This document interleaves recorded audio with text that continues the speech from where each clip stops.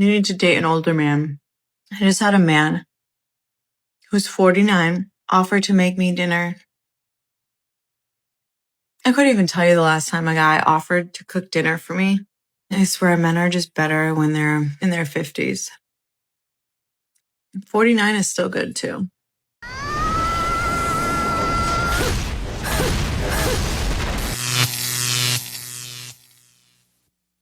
Welcome to The Wall.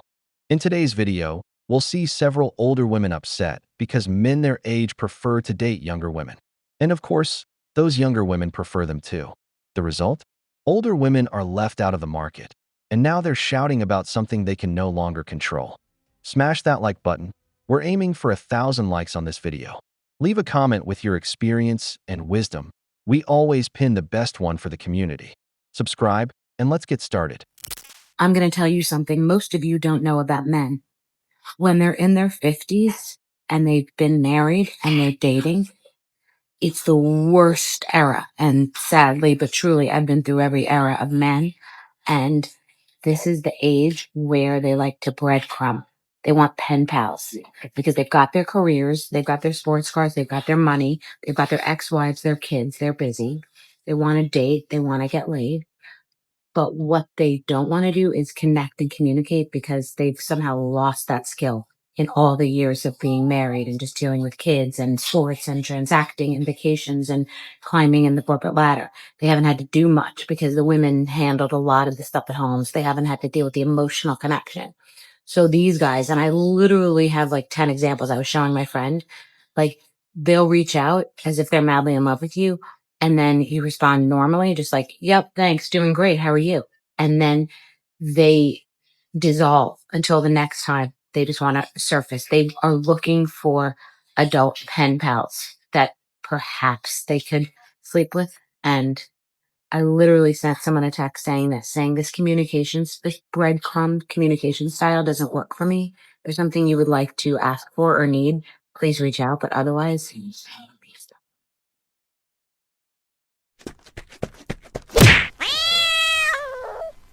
Ma'am, at this point you're not in a position to demand commitment.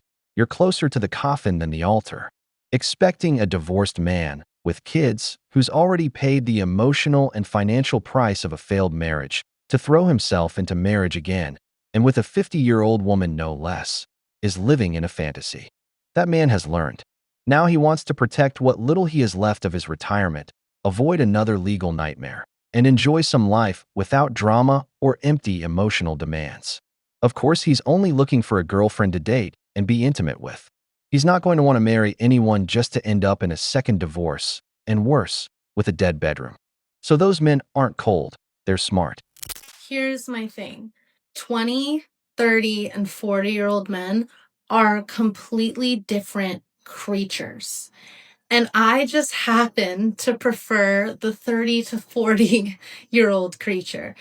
They're like the perfect mix of a little more mature than they were in their 20s, but still have a youthfulness to them that is familiar to me. Like, I would love to date a 60 or 70-year-old man because they're so wise. I love spending time with them, but that wouldn't work in a relationship because, lacking attraction probably, lacking youthfulness and stamina and all that. So alas, I am stuck with the 30 to 40-year-old, and I just find that I usually feel equal maturity, if not a little bit more mature than every man that I've dated that's about 10 years my senior.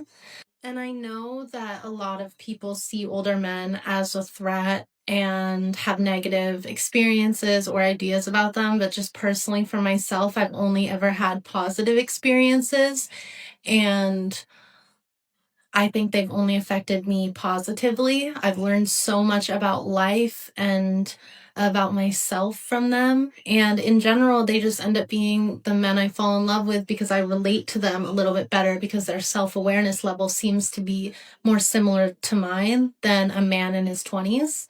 And I've always been drawn to older men, like dating a 26-year-old when I was 15, which was crazy. But there is just something that's so exotic and fascinating about someone who has survived on the planet 10 years longer than you have, and all the stories they can tell you in past tense instead of having to experience all their mistakes with them in their 20s when they most likely would have mistreated me because they didn't know how to act. They were young. And the more I think about it, I feel like my childhood really influenced this because I grew up among all boys. I have one little brother, and that's it. And then all of our family friends were big families of only boys. And so even though I had friends at school, I could never hang out with my girlfriends outside of school. So we never got that close. And I never really had a really close girlfriend until late high school. It was always boys. And then on top of that, my family threw dinner parties all the time. And so there would be 60, 70-year-old men around our dinner table almost every other night having discussions with me and telling me stories. And those are some of my most treasured memories from childhood. And I've just always loved that feeling of being told stories by someone who's older than me. So Brothers, don't forget, a man hits his prime between 28 and 45. It's the stage where you have clarity, strength, and you've started to accumulate real value, money, experience, and presence. It's the golden decade where you can build the legacy you want and, at the same time, you have real options in the dating market. Young women know it. They can tell the difference between a lost man and one who's mastered himself. Masculinity, confidence, and experience become magnetic. So if you're in that range, don't get distracted or waste your energy. Invest in yourself, your body, your wallet, and your mindset. This is your time. Don't waste it trying to please those who don't deserve it or chasing someone else's fantasy. A high-value man chooses, he isn't chosen. And the more you invest in yourself, the clearer that becomes. It's a hard knock life for us. It's a hard knock life for us. Static treated, reaction. Static Texas, reaction. Older men don't want older women. I have a hard time believing that older men genuinely see younger women and think, this is my romantic equal. Yeah. Like, I don't think you think that about a 22-year-old, sir. Winston, Charles. I agree. Think back if you can. Don't say anything out loud. Just think about what you were doing at 21. Don't say nothing. See, look at your face. Look at your face. You see what I'm talking about? You don't know yourself enough. You're naive. You're immature. You have no business dating somebody who can buy houses and such. This is the problem with many modern women. They think all men are dumb or can't see the game. They want a successful man to value them when they've already hit the wall, carrying bags full of trauma, poorly digested empowerment stories, and one eye on his assets. The reality is simple. A woman's best stage, in terms of fertility, feminine energy, and open mindset, is between 23 and 28. In that range, many haven't yet been damaged by life or poisoned by the throwaway culture.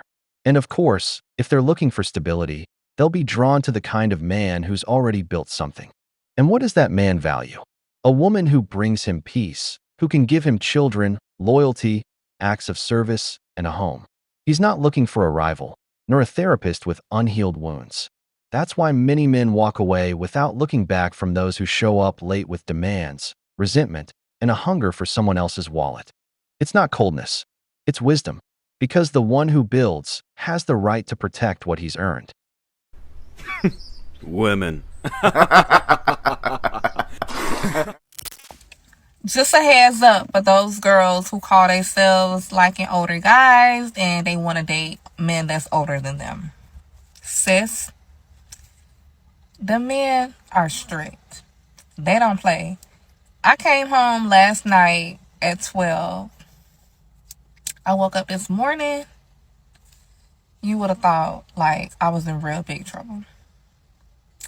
My man said I was out of line and that was inappropriate and I shouldn't have come in the house 12 o'clock at night.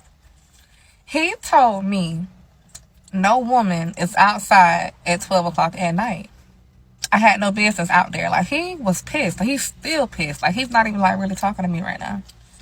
He kind of giving me like the cold shoulder. So before you go messing with them grown men, sis, they not the ones. Don't go over there trying to play. Because he ain't going for it. If you think you finna get away with little stuff, they are disciplined and they have structure in their lives. Don't go over there playing with that man. He not going to allow you to do it. Now, I don't know how I'm going to make this up, but I won't be coming in the house 12 o'clock no more. No, God! No, God, please, no! No! No! No! A man who commands respect will always be loved by a woman, because we all know that responsibility is kryptonite for women. But having your rules as a man makes her understand where your red lines are. Don't hold back as a man from telling your woman what you don't like. If she wants to live like a single woman while in a relationship, then she's better off staying single. This goes both ways, because I guarantee she also has her boundaries. No man is going to accept his woman being out on the street at midnight, whether it's for safety or out of respect. What is a married woman doing out at that hour? The same applies to men. Notice how she says her husband has his rules and makes his limits clear. That makes her respect him and also sends a warning to others. You don't play games with men like this. If you try to get slick, he'll drop you. A man who respects himself will always be valued. I'm not really into the whole Daddy Trump thing. I just think it's personally kind of lame. But the funniest part about Trump attending the NATO summit and having all these world leaders calling him daddy is the way that the left is going to react to it. They're going to say, oh, well, Trump's just a big baby. This is what they have to do to inflate his ego and make him feel good when he attends these world events. Like, yeah, sure, maybe. Or maybe people just respect him and that just pisses you off. Like, really think about it. Trump is out here shaking hands, cutting deals. Like, he literally got NATO to invest billions of dollars in global defense, something that they said they would never do. Like, you guys saw those posts on X about France and Germany expanding their budgets, right? I hate to break it to you, but these world leaders are not treating Trump this way because he's throwing tantrums. They're treating Trump this way because he has leverage. Like, Trump has been flexing on the global stage, okay? He has been making trade deals wherever he goes. He's been making peace deals wherever he goes. Like, he literally stopped Iran from continuing their nuclear program. Like, whatever he's doing, it's working. And the left's problem is that instead of grappling with and trying to understand why Trump has this type of pull, they immediately get all in their feelings and start screaming things like dictator and authoritarian and narcissist. Like,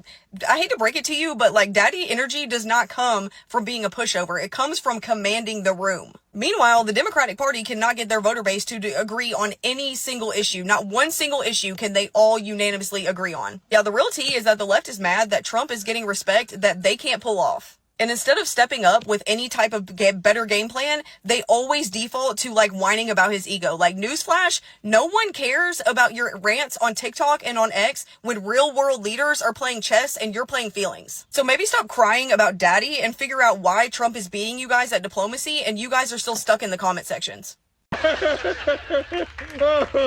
It's funny because it's true. Brothers, biology doesn't lie. A woman will always be drawn to the strong man. It's been that way since the beginning of history. What's interesting is that many of these women, whether they're feminists, progressives, or Democrats, reject right-wing men in their speech. Men who take care of themselves, who radiate masculinity.